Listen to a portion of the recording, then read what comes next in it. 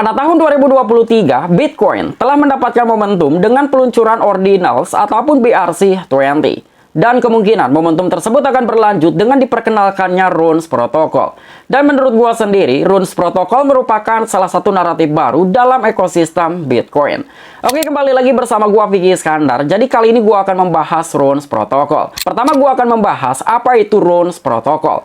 Kedua, bagaimana cara kerja Runes Protocol. Dan yang ketiga, apa perbedaan antara standar token BRC-20 dengan Runes Protocol? Dan di poin yang terakhir, secara kesimpulan, kira-kira apa yang akan dibawa oleh Runes Protocol ke dalam ekosistem Bitcoin di masa mendatang? Oke, kita masuk ke dalam poin yang pertama. Apa itu Runes Protocol? Jadi Runes Protocol merupakan standar token yang telah diterbitkan dan tentunya sepadan pada Bitcoin. Dan sebetulnya, Casey Rodarmor selaku dari pembuat ataupun pencipta dari Runes Protocol telah mengusulkan sejak bulan September tahun 2023. Dan salah satu alasan mengapa Casey Rodarmor telah mengerjakan protokol sejak bulan September 2023. Tujuannya adalah agar protokol tersebut siap diluncurkan pada bulan April tahun 2024. Dan tidak hanya itu, Rodarmor selaku pencipta ataupun pembuat Runes Protocol merupakan pengembang terkenal di dalam bidang cryptocurrency. Dan dia juga adalah salah satu pencipta dari protokol Ordinals yang telah digunakan pengembang untuk mengembangkan berbagai standar token untuk penerbitan aset asli pada Bitcoin. Nah, jadi sangat wajar apabila Runes Protocol merupakan salah satu standar token yang akan jauh lebih baik dibandingkan dengan standar token yang ada di dalam protokol Ordinals ataupun BRC-20. Kemudian mengapa protokol Runes dibuat?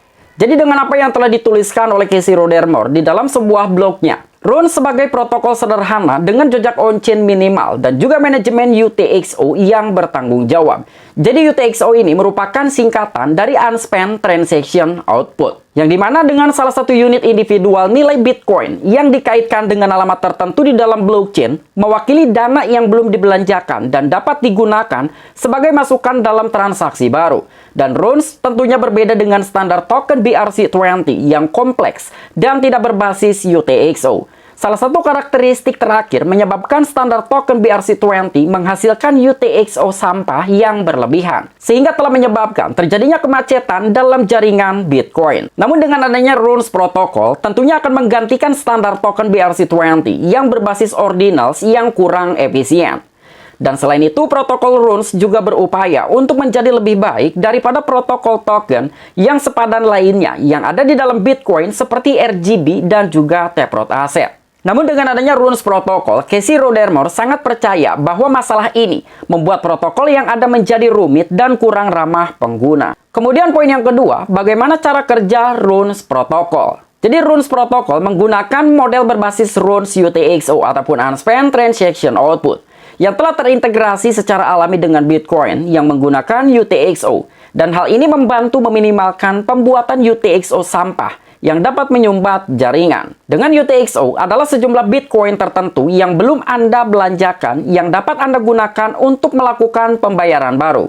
Dan itu adalah keluaran dari transaksi Bitcoin sebelumnya dan tetap tersedia untuk dibelanjakan hingga digunakan sebagai masukan dalam transaksi baru. Dan Runes telah ditugaskan ke dalam UTXO melalui pesan protokol yang menentukan output ID dan juga jumlah penggunaan OP return. Lalu apa itu OP returns dan bagaimana fungsi dari OP returns? Jadi secara singkatnya, OP returns adalah fungsi unik untuk penyimpanan data dari Bitcoin. Dengan output OP return tidak memenuhi set UTXO karena terbukti tidak dapat digunakan. Dan semua pesan Runes, baik itu membuat pesan baru ataupun mentransfer Runes, telah dikodekan dalam satu output OP return dalam sebuah transaksi pembagian.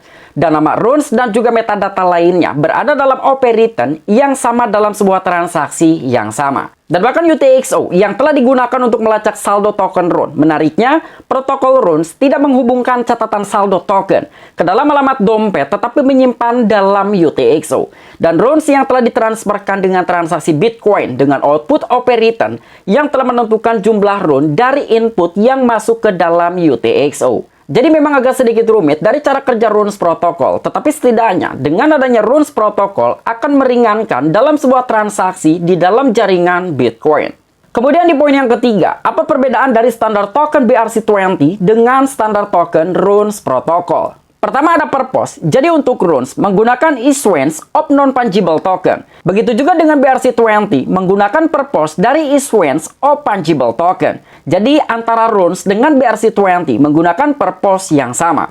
Kemudian ada kreator untuk runes telah diciptakan oleh Casey Rodermore. Sementara untuk BRC20 telah diciptakan ataupun diperkenalkan oleh Domo. Lalu ada sebuah tanggal peluncuran untuk runes protokol telah diluncurkan sejak bulan April tahun 2024. Sementara untuk BRC20 telah diluncurkan sejak bulan Maret tahun 2023. Jadi antara BRC20 dengan runes protokol memiliki jeda waktu tepat 1 tahun penuh. Kemudian ada model untuk runes protokol menggunakan model dari UTXO ataupun Unspent Transaction Output. Sementara untuk BRC20 menggunakan Ordinals. Dengan desain untuk runes protokol memiliki desain yang lebih simpel. Sementara untuk BRC20 memiliki sebuah desain yang agak sedikit kompleks. Kemudian ada on-chain footprint. Untuk runes protokol memiliki tingkat on-chain footprint yang cukup rendah ataupun low. Sementara untuk BRC20 memiliki on-chain footprint high due to Jan's UTXO. Dan itulah sebabnya mengapa salah seorang user ataupun pengguna yang akan meng-create ataupun membuat token di dalam runes protokol jauh lebih efisien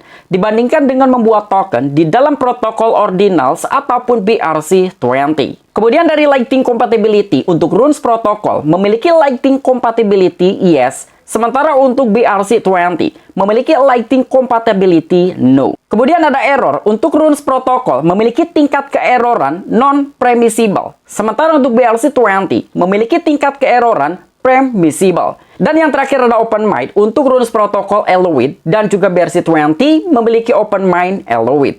Kemudian di poin yang terakhir, ada sebuah kesimpulan. Jadi kira-kira apa yang akan dibawa oleh runes protokol ke dalam ekosistem Bitcoin di masa depan? Pertama tentunya akan lebih banyak pengguna, karena runes protokol memungkinkan project untuk menerbitkan berbagai jenis token yang sepadan. Kedua, peningkatan dalam sebuah pendapatan. Jadi akan jauh lebih banyak biaya transaksi yang dihasilkan karena semakin banyak orang berinteraksi dengan token rune. Hal ini akan meningkatkan pendapatan bagi para penambang ataupun validator. Kemudian ada sebuah inovatif. Jadi protokol runes akan mendorong pengembang untuk berinovasi dengan cara baru dan juga menarik. Memberikan pengguna kesempatan untuk menyelesaikan aktivitas di dalam blockchain Bitcoin yang tidak pernah terpikirkan oleh siapapun. Dan hal itu juga akan membantu pintu bagi para pengembang yang ingin memanfaatkan pengembangan Bitcoin sambil melakukannya pada blockchain publik paling stabil dan aman di dunia. Dan yang terakhir, salah satu manfaat yang akan dibawa oleh runes protokol ke dalam ekosistem Bitcoin di masa depan. Runes protokol akan berupaya untuk memungkinkan penerbitan aset langsung pada Bitcoin dengan efek negatif seminimal mungkin. Seperti yang telah disebutkan sebelumnya, dalam sebuah protokol ini akan mengalami peningkatan pada runes protokol token. Dan dalam sebuah desain yang telah dipikirkan dengan lebih baik daripada standar token BRC20. Oke, mungkin itu aja informasi yang bisa gua sampaikan mengenai pembahasan runes protokol yang merupakan naratif baru dalam ekosistem Bitcoin. I'm Piki, back to you.